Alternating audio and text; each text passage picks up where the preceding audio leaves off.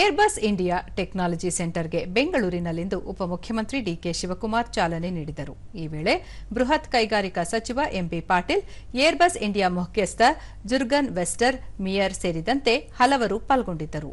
ಬಳಿಕ ನಡೆದ ಕಾರ್ಯಕ್ರಮದಲ್ಲಿ ಕೇಂದ್ರ ನಾಗರಿಕ ವಿಮಾನಯಾನ ಸಚಿವ ರಾಮಮೋಹನ್ ನಾಯ್ಡು ವರ್ಚುವಲ್ ಮೂಲಕ ಪಾಲ್ಗೊಂಡಿದ್ದರು.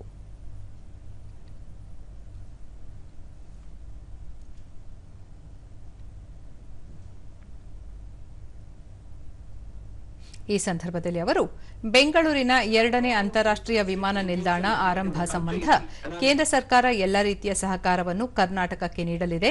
ಈ ಸಂಬಂಧ ಶೀಘ್ರದಲ್ಲೇ ಚರ್ಚಿಸಿ ಅಂತಿಮ ನಿರ್ಧಾರ ಕೈಗೊಳ್ಳಲಾಗುವುದು. ಮುಂಬೈನಲ್ಲಿ 2ನೇ ಅಂತಾರಾಷ್ಟ್ರೀಯ ವಿಮಾನ ನಿಲ್ದಾಣ ನವಿ ಮುಂಬೈನಲ್ಲಿ ಇತ್ತೀಚೆಗಷ್ಟೇ ಪ್ರಧಾನಿ ನರೇಂದ್ರ ಮೋದಿ ಚಾಲನೆ ನೀಡಿದ್ದರು. ಬೆಂಗಳೂರಿನ 2ನೇ ಅಂತಾರಾಷ್ಟ್ರೀಯ ವಿಮಾನ ನಿಲ್ದಾಣಕ್ಕೂ ಶೀಘ್ರ ಅನುಮತಿ ನೀಡಲಾಗುವುದು. ರಾಜ್ಯದ ಅಭಿವೃದ್ಧಿಯಿಂದ ದೇಶದ ಅಭಿವೃದ್ಧಿ ಎನ್ನುವುದು ಕೇಂದ್ರ ನಂಬಿದೆ. ಇದಕ್ಕೆ ಪೂರಕವಾಗಿ ಅಗತ್ಯ ಕ್ರಮ ಕೈಗೊಳ್ಳಲಾಗುವುದು ಎಂದರು. ಕಳೆದ 10 ವರ್ಷಗಳಲ್ಲಿ ದೇಶದಲ್ಲಿ ವಿಮಾನ ನಿಲ್ದಾಣಗಳ ಸಂಖ್ಯೆ ಗಣನೀಯವಾಗಿ ಏರಿಕೆಯಾಗಿದೆ. ವಿಮಾನ ವಲಯದಲ್ಲಿ ಅಗತ್ಯ ಮೂಲಸೌಕರ್ಯ ಕಲ್ಪಿಸಲಾಗಿದೆ.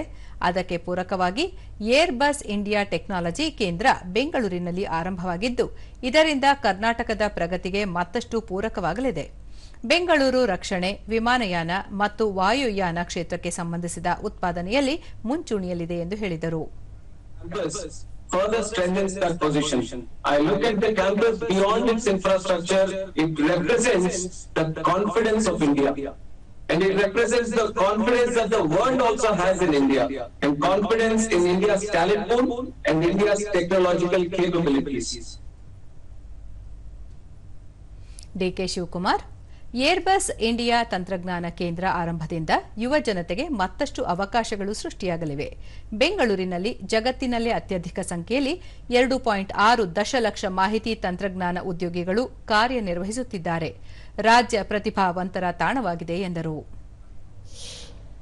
This is a place where technology, innovation, research in all sectors. We came out with the first Airbus not the Airbus, the policy on aerospace long back in 2013 we came out. That is the strength of Karnataka. M B Patil, Airbus ತಂತ್ರಜ್ಞಾನ ಸಂಸ್ಥೆ ಆರಂಭದಿಂದ 5,000ಕ್ಕೂ ಹೆಚ್ಚು ಜನರಿಗೆ ಉದ್ಯೋಗ ದೊರೆಯಲಿದೆ. Company 2ನೇ ಅತಿದೊಡ್ಡ digital ಕೇಂದ್ರವನ್ನು ಹೊಂದಿದೆ. ಜೊತೆಗೆ ಜಾಗತಿಕ ಮಟ್ಟದಲ್ಲಿ 3ನೇ ನಾವೀನ್ಯತಾ ಕೇಂದ್ರವಾಗಿದೆ. ವೈಮಾಂತರಿಕ್ಷ, ರಕ್ಷಣೆ ಹಾಗೂ ಮಾಹಿತಿ ತಂತ್ರಜ್ಞಾನ ವಲಯಗಳ ಬೆಳವಣಿಗೆಗೆ ರಾಜ್ಯ ಗಣನೀಯ ಕೊಡುಗೆ ನೀಡುತ್ತಿದೆ ಎಂದು ತಿಳಿಸಿದರು. Design platforms and next generation technologies. Airbus has also deepened India's role in its globalized supply chain. Global supply chain annual sourcing from India exceeds USD 1.5 billion, with more than 100 Indian companies contributing to global programs.